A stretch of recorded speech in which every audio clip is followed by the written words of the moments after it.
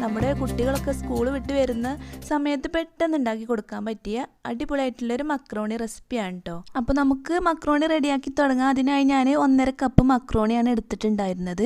ഈ മക്രോണി നമുക്ക് നല്ല തിളച്ച വെള്ളത്തിലേക്ക് ഇട്ട് ഒരു 5 മിനിറ്റ് വേവിച്ചെടുക്കണം. ഞാൻ ഈ മക്രോണി വേവിച്ചെടുത്ത വെള്ളത്തിലേക്ക് 1 ടീസ്പൂൺ ഓയിലും കുറച്ച് ഉപ്പും ചേർത്ത് കൊടുത്തിട്ടാണ് കേട്ടോ ഇത് വേവിച്ചെടുത്തത്.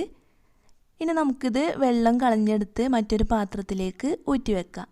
നമ്മളിതിലേക്ക് ഓയിൽ ചേർത്തുകൊണ്ട് തന്നെ നമുക്കിത് തമ്മിൽ ഒട്ടിപ്പിടിക്കാതെ തന്നെ കിട്ടിയിട്ടുണ്ട്.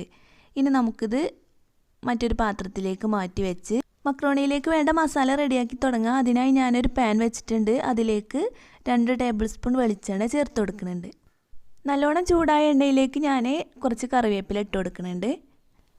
ഇനി ഞാനിതിലേക്ക് ഒരു മീഡിയം സൈസിലുള്ള സവാള ചെറുതായിട്ട് കട്ട് ചെയ്ത് ചേർത്ത് കൊടുക്കുന്നുണ്ട്. സവാള ചേർത്ത് കൊടുക്കുമ്പോൾ 1 2 ഒക്കെ ചേർത്ത് കൊടുക്കുക. ഞാനിതിലേക്ക് ഒരു സവാള മാത്രമാണ് ചേർത്ത് കൊടുത്തത്. ഇനി നമുക്കിതിലേക്ക് വഴണ്ട് വരാൻ ആവശ്യത്തിനുള്ള ഉപ്പ് ചേർത്ത് കൊടുത്ത് നന്നായിട്ടൊന്ന് വഴറ്റിയെടുക്കുക. നന്നായി വഴറ്റിയെടുത്ത സവാളയിലേക്ക് നമ്മൾ ഒരു ചെറിയ തക്കാളി ചെറുതായിട്ട് കട്ട് ചെയ്ത് ചേർത്ത് കൊടുക്കുന്നുണ്ട്. ഇനി നമുക്കിത് നല്ലോണം ഒന്ന് ഇളക്കി കൊടുത്ത് വേവിച്ചെടുക്കാം. ഏകദേശം 2 മിനിറ്റ് ആയപ്പോഴേക്കിന് തക്കാളിയും സവാളയും നന്നായിട്ട് വഴണ്ടി കിട്ടിയിട്ടുണ്ട്. ഇനി നമുക്കിതിലേക്ക് 1 ടേബിൾ സ്പൂൺ ഇഞ്ചി വെളുത്തുള്ളി ചതച്ചെടുത്തത് ചേർത്ത് കൊടുത്തിട്ടുണ്ട്. ഇഞ്ചി വെളുത്തുള്ളി ചതച്ചതിൻ്റെ പച്ചമണം പോകുന്നത് വരെ നമുക്കിത് ഇളക്കി കൊടുത്തതിലേക്ക് 1/2 ടീസ്പൂൺ മുളക് പൊടി ചേർത്ത് കൊടുക്കുക. അടുത്തതായി നമുക്കിതിലേക്ക് 1/4 ടീസ്പൂൺ മഞ്ഞൾപ്പൊടി, 1/4 ടീസ്പൂൺ ബീഫ് മസാലപ്പൊടി എന്നിവ ചേർത്ത് കൊടുക്കുക.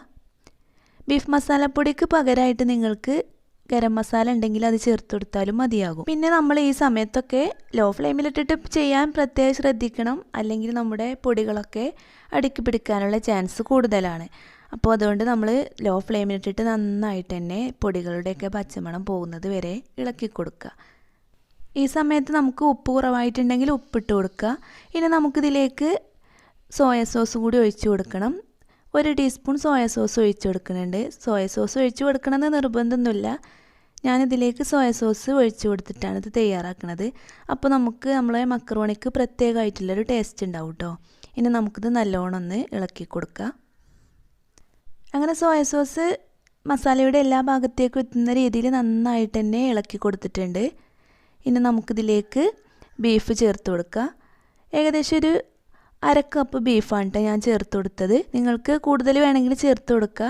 ബീഫ് ഇല്ലാതെ നമുക്കിത് തയ്യാറാക്കിയെടുക്കുക. നല്ല ടേസ്റ്റി ആയിരിക്കും. ഞാൻ തയ്യാറാക്കി വെച്ചിട്ടുണ്ടായിരുന്ന ബീഫ് കറിയിൽ നിന്ന് 1/2 കപ്പ് ബീഫാണ് കേട്ടോ ഞാൻ എടുത്തത്. ബീഫിന് പകരമായിട്ട് നമുക്ക് ചിക്കൻ വേണമെങ്കിലും ചേർത്ത് കൊടുക്കാം കേട്ടോ. ബീഫും മസാലയൊക്കെ നന്നായിട്ട് യോജിച്ച് വരുന്നത് വരെ നമുക്ക് ഇളക്കി കൊടുത്ത് ഇതിലേക്ക് മക്രോണി ചേർത്ത് കൊടുക്കാം കേട്ടോ. ഞാൻ ഈ മക്രോണി ഊറ്റി വെച്ചതിന് ശേഷം നന്നായിട്ടൊന്ന് കഴുകിയെടുത്തിട്ടാണ് കേട്ടോ അത് ചേർത്ത് കൊടുക്കുന്നത്. അങ്ങനെ വേവിച്ചെടുത്തിട്ടുള്ള മക്രോണി മുഴുവനും ഞാൻ മസാലയിലേക്ക് ഇട്ടിട്ടുണ്ട്. ഇനി നമുക്കിത് നല്ലോണം ഒന്ന് മിക്സാക്കി എടുക്കണം. മിക്സാക്കി എടുത്തതിന് ശേഷം നമുക്ക് മല്ലിയില ഇട്ട് കൊടുത്ത് നല്ലോണം ഒന്ന് മിക്സാക്കി എടുക്കാം കേട്ടോ. മിക്സാക്കി കൊടുത്തതിന് ശേഷം നമുക്ക് ലോ ഫ്ലെയിമിലിട്ട് 5 മിനിറ്റ് കഴിഞ്ഞ് ഫ്ലെയിം ഓഫ് ചെയ്യാം. ശേഷം നമുക്കിത് സെർവ് ചെയ്യാവുന്നതാണ്. അങ്ങനെ നമ്മുടെ സിമ്പിളായിട്ടുള്ള ബീഫ് മക്രോണി ഇവിടെ റെഡി ആയിട്ടുണ്ട്. അപ്പോൾ എല്ലാവർക്കും ഇഷ്ടമായി എന്ന് വിചാരിക്കുന്നു. നിങ്ങൾക്ക് ഇഷ്ടമായിട്ടുണ്ടെങ്കിൽ എന്തായാലും ഒന്ന് ലൈക്ക് ചെയ്യാനും ഷെയർ ചെയ്യാനൊന്നും മറക്കരുത്. അപ്പോൾ നമുക്ക് പുതിയൊരു റെസിപ്പി വീഡിയോയുമായി വീണ്ടും കാണാം. അതുവരേക്കും എല്ലാവർക്കും താങ്ക് യു.